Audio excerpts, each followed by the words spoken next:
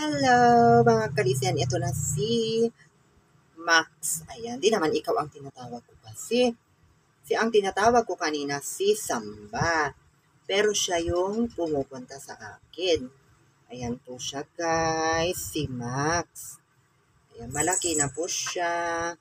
Ayan, kulay talagang orange. At ito yung matawag na ginger cat.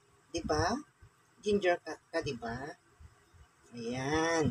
O, inaamoy-amoy niya yung aking kilikili. Ayan, o, mag-hi ka na, hello. Wala na po kaming cat food. Pwede po makahingi ng cat food. Ayan, ang ating mga ginger cat. Ayan, o, ano, kukunin din natin si ano, si Luna. Ha? At saka si Simba. Wait lang guys, kukunin natin si Luna at saka si Simba. So, ito naman si Luna. Hello. Ayan, malaki na kami, kamo. Malaki na kami. Ayan na po siya, ang ating Luna. Nag-iisang babae sa Tarukoy. Sa Team Tarukoy. Ayan po siya.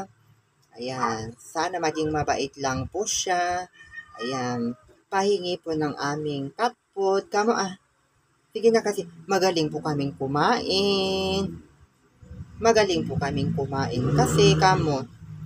Ayan po mga kalisian, si Luna ng ating Team Tarukoy, ang nag-iisang babae. No, mabait ka ba? Huwag mong gayahin si mama mo ha. Baka pag lumaki ka matigas din ang ulo natin. Huwag naman sana. Ayan po yung ating si Luna. O, babay ka na nga Rod. Babay na. Babay ka na Dun no, babay na ayan siya Bye-bye! At eto naman po, si Simba. Ang ibig kong sabihin si Simba, hindi si Samba. Ito, may kulay puti yung kanyang tiyan. Ayan, parang nagmana kay mama niya.